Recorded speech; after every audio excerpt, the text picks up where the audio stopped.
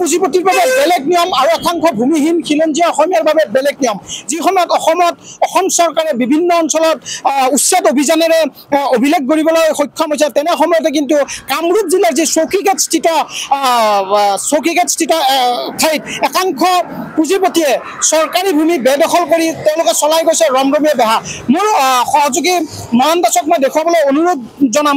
আচলতে এই যি গুদাম ঘৰ আপোনালোকে দেখিছে প্ৰায় ৫-৬টা গুদাম ঘৰ আচলতে এগৰাকী বহিৰাগত ব্যক্তিয়ে এনেধৰণে চৰকাৰী ভূমি বেদখল কৰি তেওঁলোকে গুদাম ঘৰ বনাই ব্যৱসায় ৰমৰমীয়া ব্যৱসায় চলাই গৈছে। কিন্তু ক'ব লাগিব যি সময়ত অসমীয়া খিলঞ্জীয়া যি ভূমিহীন খিলঞ্জীয়া সেই খিলঞ্জীয়াৰ ওপৰত কিন্তু অসম চৰকাৰৰ কঠোৰ দৃষ্টি পৰা দেখা গৈছিলে। তেওঁলোকৰ যি উচ্ছেদ অভিযান সেই উচ্ছেদ অভিযান এতিয়াও অব্যাহত আছে আৰু এই অভিযোগ আমাৰ নহয়, এই অভিযোগ অসম জাতীয়তাবাদী যুৱ ছাত্ৰ পৰিষদৰ নেতা ভৱেশ ডেকা আৰু মোৰ ওচৰত এতিয়া বৰ্তমান ভৱেশ ডেকা আছে আৰু আমি তেখেতৰ পৰাই জানিব বিচাৰিম।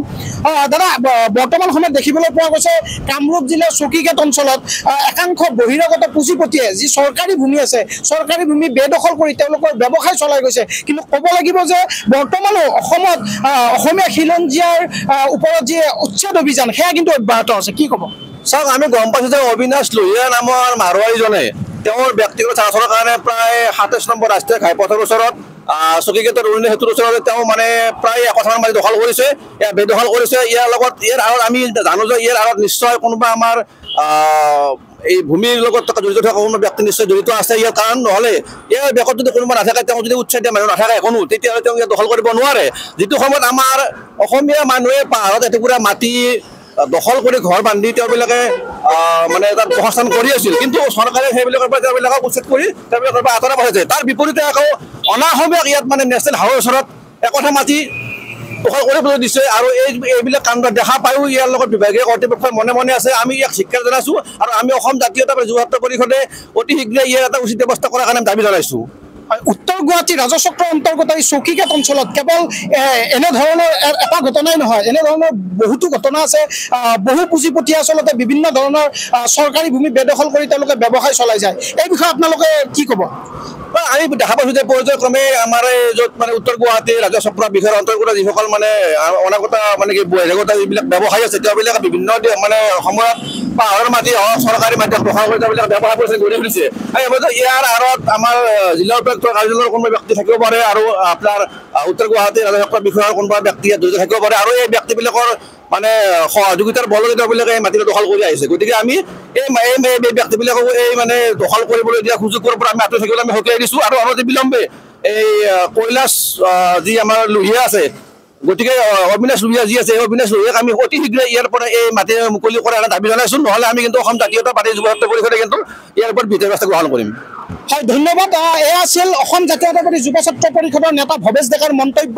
আচলতে একাংশৰ বাবে সোণৰ কণিৰ পৰা হাঁহ হৈ পৰিছে চৰকাৰী ভূমি আৰু চৰকাৰক বাৰে বাৰে আহ্বান জনোৱা এইসমূহ যি আচলতে নেতা আছে, এইসমূহ দল সংগঠনৰ নেতা আছে, তেওঁলোকে পৰৱৰ্তী সময়ত কেনেধৰণৰ পদক্ষেপ কৰিব বা বিভাগীয় কৰ্তৃপক্ষই কেনেধৰণে পদক্ষেপ গ্ৰহণ কৰিব সেয়া হ'ব লক্ষণীয়।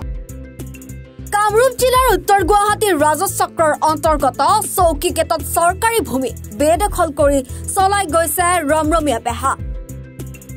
যি সময়ত অসমৰ বিভিন্ন প্ৰান্তত প্ৰশাসনে চৰকাৰী ভূমি বেদখল মুক্তকৰণৰ বাবে উচ্ছেদ অভিযানেৰে অভিলেখ গঢ়িছে, ঠিক তেনে সময়তে কিন্তু একাংশ বাহিৰাগত পুঁজিপতিয়ে চৰকাৰী ভূমি বেদখল কৰি চলাই গৈছে ৰমৰমীয়া বেহা। একাংশ ভূমিহীন খিলঞ্জীয়া অসমীয়াই চৰকাৰী ভূমিত হেৰাব লগা হৈছিল নিজৰ ঘৰ দুৱাৰ। তেনে সময়তে কামৰূপ জিলাৰ চৌকিঘাটৰ বিভিন্ন অঞ্চলত একাংশ পুঁজিপতিৰ বাবে যেন চৰকাৰী ভূমি হৈ পৰিছে সোণৰ কণী পৰা হাঁহ। এই অঞ্চলত চৰকাৰী ভূমিতে বৃহৎ আকাৰৰ গুদাম ঘৰ বনাই লক্ষ লক্ষ টকা আগধন লৈ ভাড়াত দি আহিছে একাংশ ভূমাফিয়াই। কিন্তু এই বিষয়ে বিভাগীয় কৰ্তৃপক্ষক অৱগত কৰাৰ পাছতো কোনো ব্যৱস্থা গ্ৰহণ নকৰাৰ অভিযোগ উত্থাপন হৈছে। যি সময়ত উত্তৰ গুৱাহাটীৰ বিভিন্ন অঞ্চলত চৰকাৰী ভূমিত প্ৰশাসনৰ বুলডজাৰ চলোৱা পৰিলক্ষিত হয়, এতিয়া প্ৰশ্ন উত্থাপন হৈছে যে ওপৰ মহলৰ কোনো বিষয়া কৰ্মচাৰীক মেনেজ কৰি ৰাখিছে নেকি এইসমূহ ভূমাফিয়াই। এই বাতৰি সম্প্ৰচাৰণৰ পিছত জিলা প্ৰশাসনে কেনেধৰণৰ ব্যৱস্থা গ্ৰহণ কৰিব সেয়া লক্ষণীয় হ'ব। আমিন গাঁৱৰ পৰা ধনজিৎ নাথৰ সহযোগত নয়ন দাসৰ ৰিপৰ্ট, এনি ভাৰত 24।